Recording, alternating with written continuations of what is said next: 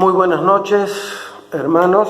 Otro martes nos invita a compartir la palabra de Dios, luego de haber disfrutado de la fiesta que el Señor había preparado para este 70 aniversario de nuestra iglesia. Después de ese disfrute llega el tiempo en el que nos quedamos otra vez sin compañía. Los días han pasado, hemos disfrutado de ellos, pero nos queda en el corazón esa sensación hermosa de haber estado bajo el sonido de la palabra de Dios, agradecidos a Él por estos años en los que su mano poderosa ha estado sobre nuestras vidas.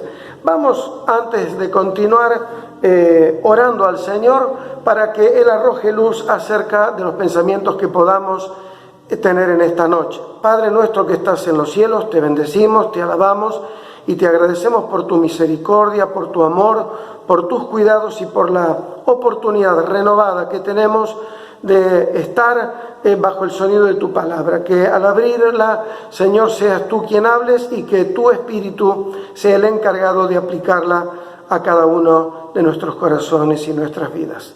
Te bendecimos, te alabamos y te agradecemos por todo en el nombre y en los méritos del Señor Jesús.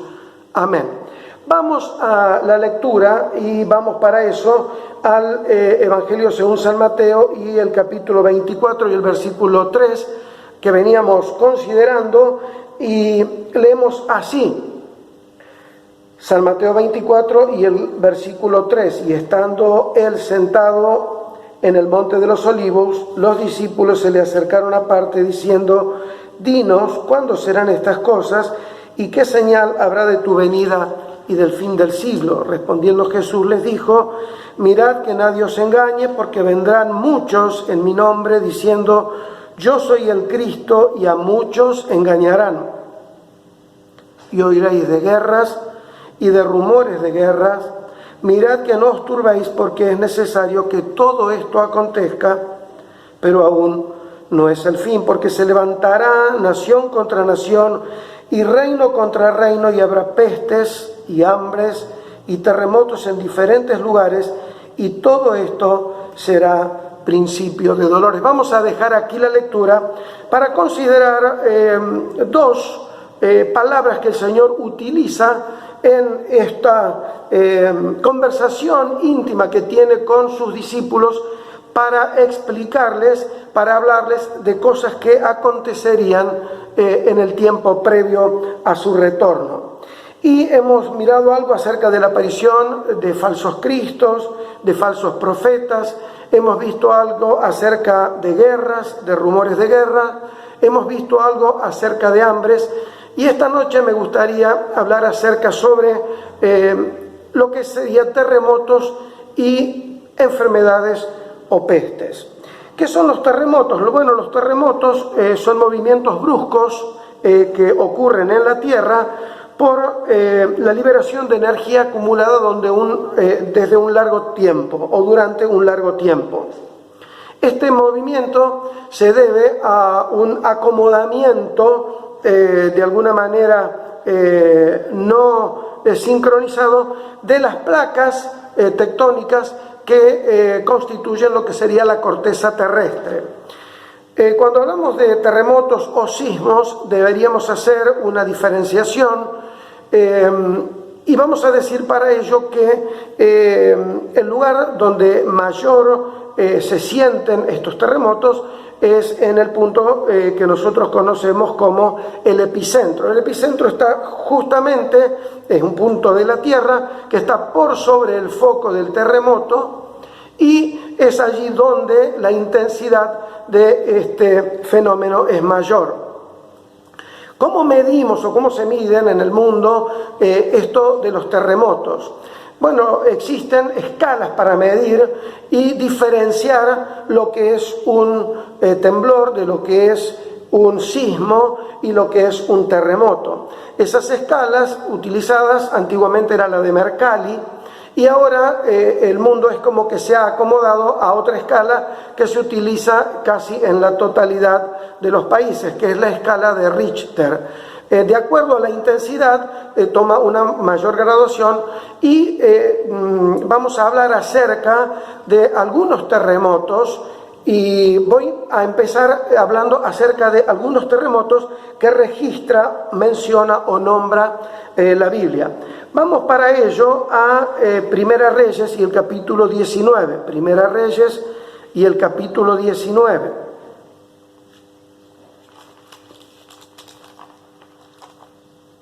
Hay aquí un terremoto y está mencionándonos un tiempo del profeta Elías. Y vamos para eso a la lectura en el capítulo 19 y el versículo 11. Y él dijo: sal fuera y ponte en el monte delante de Jehová. Y aquí Jehová que pasaba, y un grande y poderoso viento que rompía los montes y quebraba las peñas delante de Jehová, pero Jehová no estaba en el viento. Y tras el viento un terremoto, pero Jehová no estaba en el terremoto. Y tras el terremoto un fuego, pero Jehová no estaba en el fuego. Y tras el fuego un silbo apacible. Hay aquí, Elías está en el monte Horeb y hay allí un terremoto. Dios presenta ante sus ojos con viento, con fuego y con terremotos acerca del poder de su voz. Existe también, y vamos a registrar en el libro de Éxodo el capítulo 19, Éxodo el capítulo 19 y el versículo 18. Libro de Éxodo 19 y versículo 18. Estamos aquí en el monte Sinaí. Dice: y Moisés sacó del campamento al pueblo para recibir a Dios, y se detuvieron al pie del monte. Todo el monte Sinaí humeaba, porque Jehová había descendido sobre él en fuego, y humo subía como el humo de un horno, y todo el monte se estremecía en gran manera. Menciona aquí otro terremoto en tiempos de Moisés, pero hay algún otro o algunos otros que también son dignos de mención. Si vamos al 1 Samuel, volvemos a 1 Samuel y el capítulo 14. 1 Samuel y el capítulo 14. Encontramos aquí y el versículo 15. Dice: y hubo pánico en el campamento y por el campo, y entre toda la gente de la guarnición, y los que habían ido a merodear, también ellos tuvieron pánico, y la tierra tembló, hubo pues gran consternación. Vemos aquí que se menciona otro terremoto, y este ocurre en tiempos de la guerra que sostuvo durante tantos años Israel contra los filisteos. Y aquí no está Saúl, sino Jonatán peleando, y ocurre en medio de esa pelea un gran terremoto. Pero si vamos al Nuevo Testamento, tenemos 2 o 3 terremotos que son realmente muy queribles, digamos. Vamos al primero de ellos, y para eso vamos a registrarlo en el Evangelio según San Mateo. Vamos a, según San Mateo, el capítulo 27, San Mateo 27, y el versículo 51.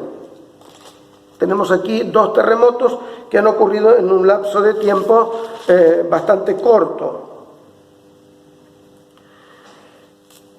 Leemos desde el versículo 50 para conectar. Mas Jesús, habiendo otra vez clamado a gran voz, entregó el Espíritu. Y aquí el velo del templo se rasgó en 2, de arriba abajo, y la tierra tembló, y las rocas se partieron, y se abrieron los sepulcros, y muchos cuerpos de santos que habían dormido se levantaron, y saliendo de los sepulcros después de la resurrección de él, vinieron a la ciudad santa y aparecieron a muchos. cuando el Señor entrega su espíritu al expirar, un gran terremoto, un gran temblor toma la tierra. Y unos versículos más adelante, y ya en el capítulo 28, en otro día magnífico, ya no un día de tristeza, un día de congoja, ahora este terremoto viene a ocurrir trayendo la confirmación de la resurrección del Señor. Capítulo 28, y vamos desde el primer versículo. Pasado el día de reposo, al amanecer del primer día de la semana, vinieron María Magdalena y la otra María a ver el sepulcro. Y hubo un gran terremoto. ¿Por qué? Porque el ángel del Señor, un ángel del Señor, descendió del cielo y llegando, removió la piedra y se sentó sobre ella. Qué hermoso terremoto cuando el Señor resucita, estas mujeres van en busca de un cadáver, de alguien que ya estaba muerto, pero se encuentran en medio de un terremoto provocado porque uno de los ángeles de Dios llega, remueve la piedra del sepulcro y se sienta sobre ellas para hablarles acerca de la resurrección del Señor. Pero hay uno que me gusta muchísimo y ocurre en Filipos, y todos recordamos la historia de aquel carcelero de Filipos, y ocurre en Filipos, en medio de la noche, están cantando Pedro y Silas, y ocurre un gran terremoto, y en medio de ese terremoto un gran milagro y una gran bendición. Vamos a registrarlo en Hechos, el capítulo 16 y el versículo 25. Pero a medianoche, orando, Pablo y Silas cantaban himnos a Dios y los presos los oían. Entonces sobrevino de repente un gran terremoto, de tal manera que los cimientos de la cárcel se sacudían. Y al instante se abrieron todas las puertas y las cadenas de todos se soltaron. Estos son los que registra la Biblia. Hay otros que, no he tenido tiempo de mirar, pero seguramente ustedes podrían hacerlo. Pero cuando el Señor dice que habrían terremotos, está hablando de estos movimientos que recién decíamos que han ocurrido luego de Él, de su ascensión al cielo. Y quería comentarles 4 o 5 terremotos que han sido de alguna manera los más destructores y los peores de la historia.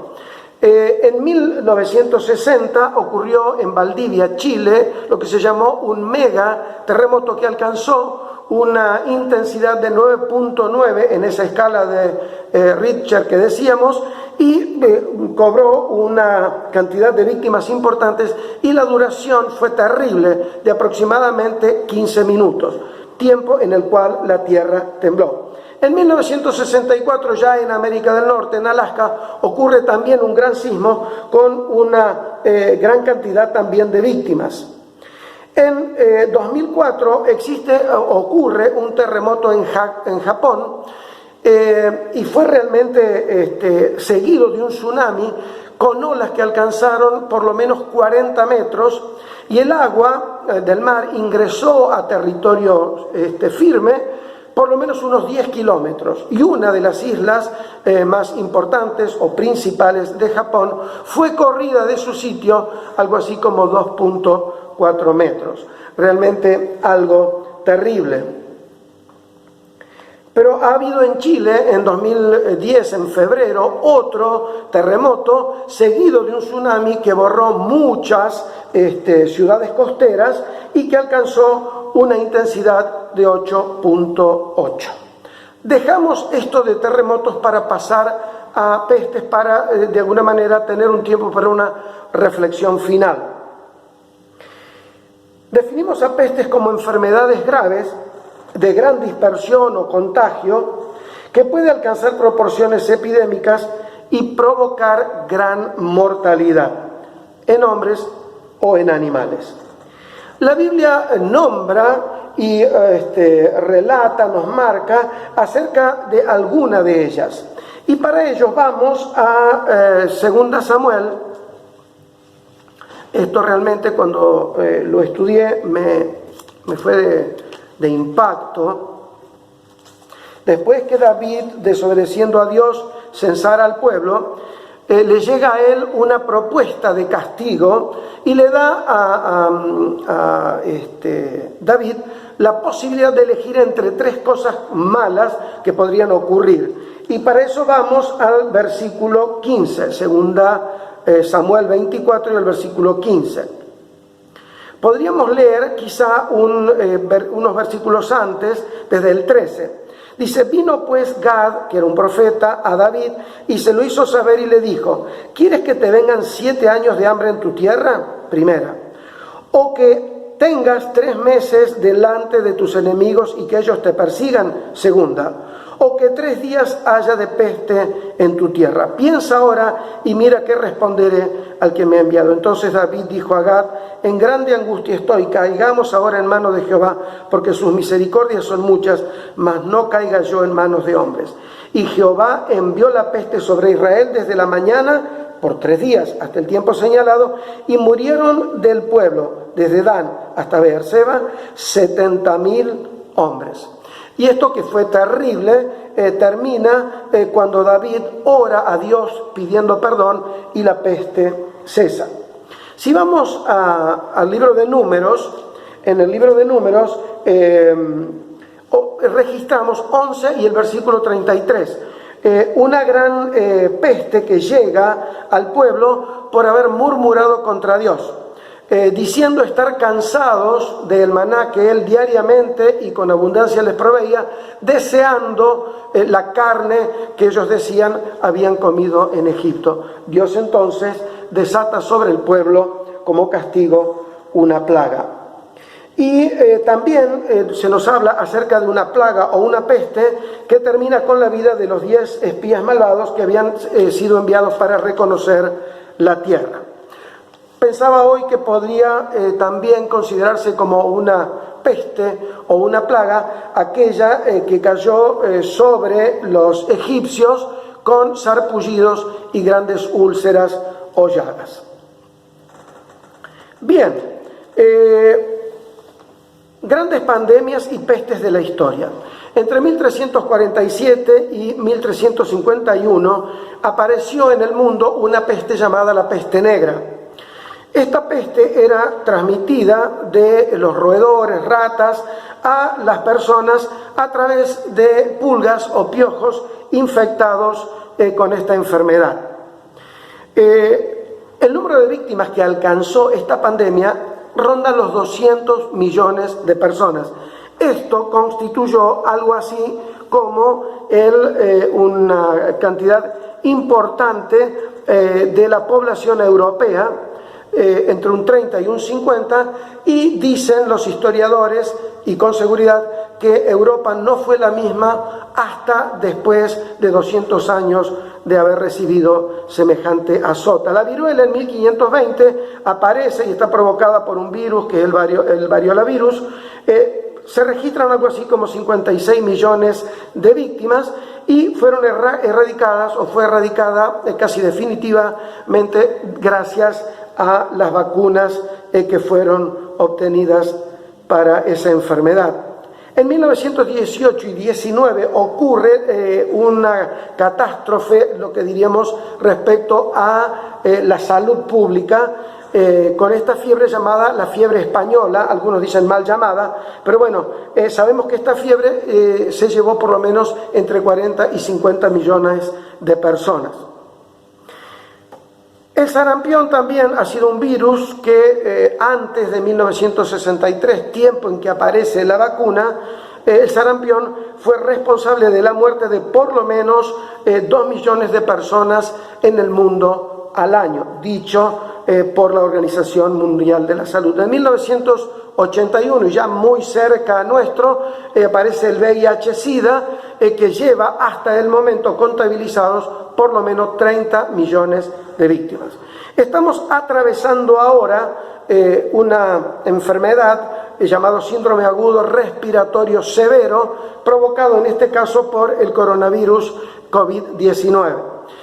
Si nosotros pudiéramos ver las cifras, pero van variando, no tiene sentido decirlas ahora, pero ustedes ven que estamos muy lejos de los valores que hablábamos recién. Ojalá la misericordia, la mano amorosa de Dios pueda detener esto que realmente ha asombrado y ha movilizado mentes y corazones de la mayoría de los habitantes del planeta.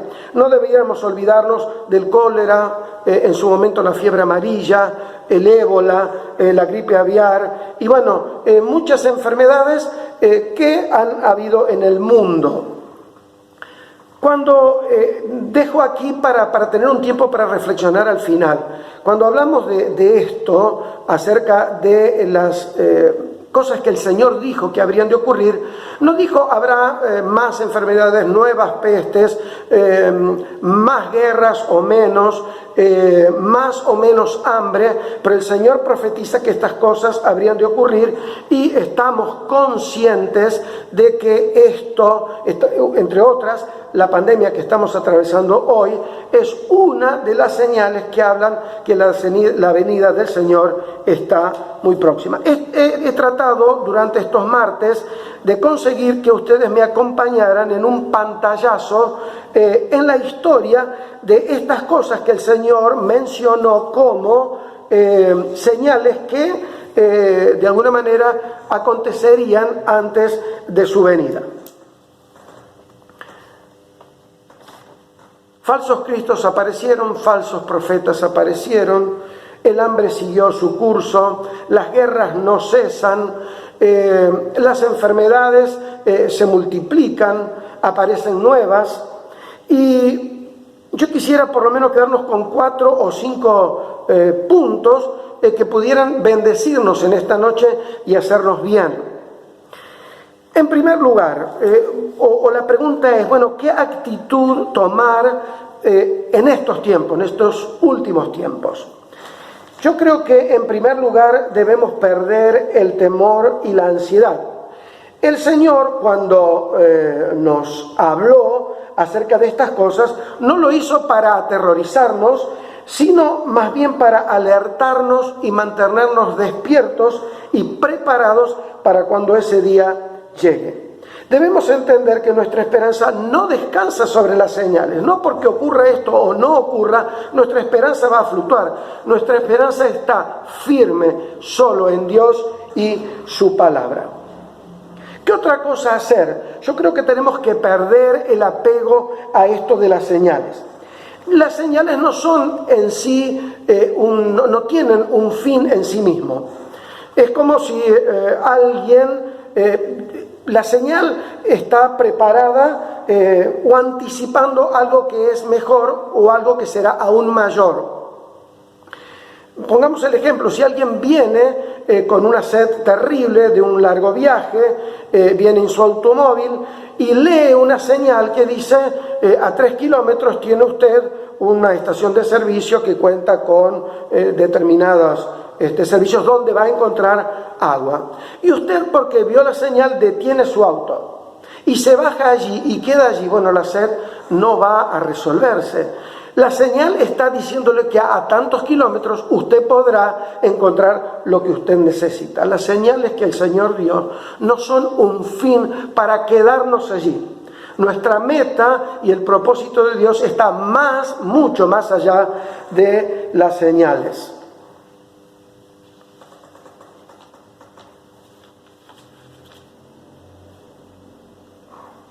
Tenemos que tener en cuenta y claro que el Señor y su venida son y están muy por encima de las señales que la anteceden. En tercer lugar, yo diría, liberémonos a vivir apasionadamente por las noticias que muchas veces son catastróficas y finalmente nos desequilibran y nos impacientan y muchas veces nos llevan al punto de dudar y de tratar de encontrar una fecha de lo que el Señor nos anticipó solamente estaba en la potestad y conocimiento de Dios.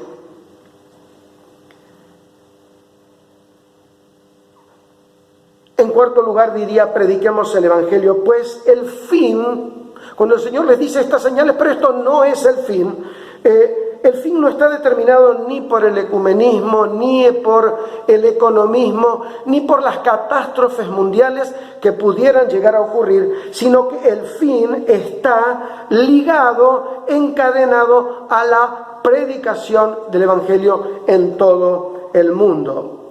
Dice el Señor: y será predicado este Evangelio del reino en todo el mundo por testimonio a todas las naciones, y entonces, recién entonces, vendrá el fin. Las profecías se cumplen, dejemos que se cumplan. Aprovechemos nosotros y prediquemos a Cristo y a este crucificados. Este último tiempo realmente me ha asombrado cómo Dios ha utilizado esto de la pandemia para que de alguna manera muchas personas se activaran en la iglesia y salieran a predicar, y utilizando los métodos y la tecnología de la que hoy disponemos, entiendo que el Evangelio ha corrido y ha llegado a lugares.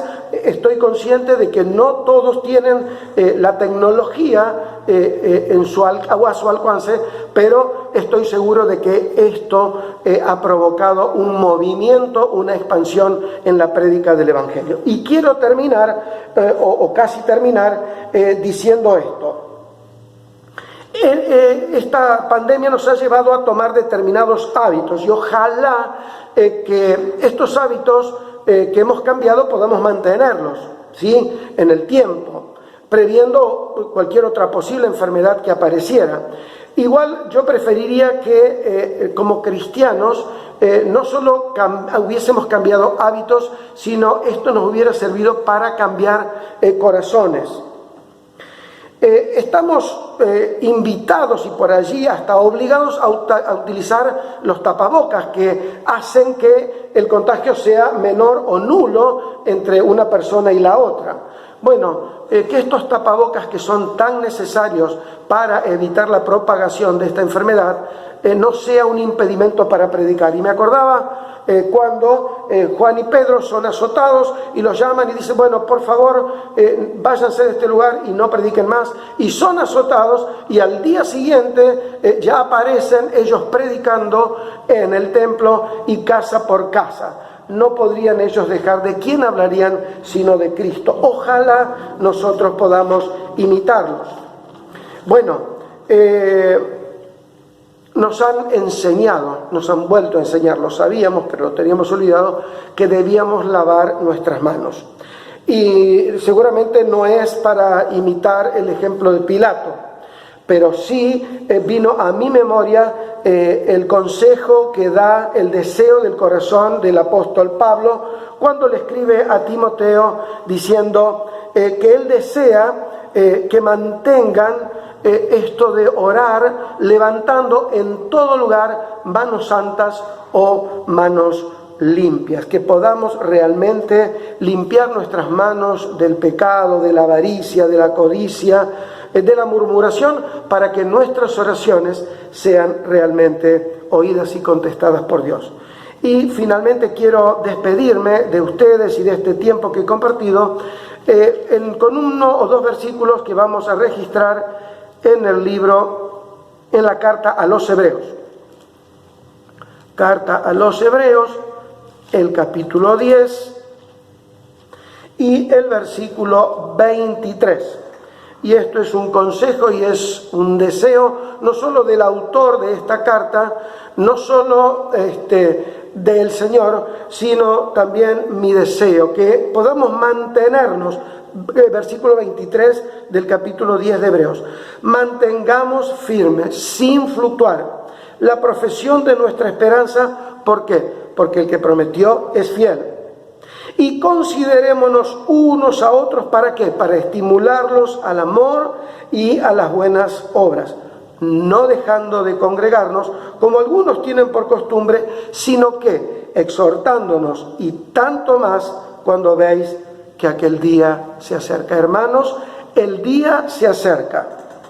Que nuestro corazón, que ya ha sabido de antemano las cosas que habrían de anteceder al retorno de Cristo, sean un motivo de gratitud, de alabanza ¿Por qué? Porque el Señor nos ha hecho sus hijos y como tales estamos aguardando ese día en el que Él vendrá a buscarnos y no habrá entonces más separación, no habrá tristeza, no existirá el llanto, no el dolor, no las lágrimas. Que el Señor te acompañe y me acompañe para que podamos, en amor, aguardar fervientemente este día. Oramos. Padre nuestro que estás en los cielos, una vez más, bendecimos tu nombre, agradecidos por tu misericordia, tu amor y la paciencia que tienes cada día con cada uno de nosotros. Gracias, Señor, te damos por habernos permitido encontrar en tu palabra alimento, sustento y motivación para continuar viendo que detrás de estas señales está el propósito para el que hemos sido salvados. Señor, que tú bendigas a cada familia, que tú bendigas a cada integrante de la iglesia y que tu paz, tu amor y tu misericordia repose sobre cada uno de nosotros ahora y siempre. Te bendecimos, te alabamos y te agradecemos por todo en el nombre y en los méritos del Señor Jesús. Amén.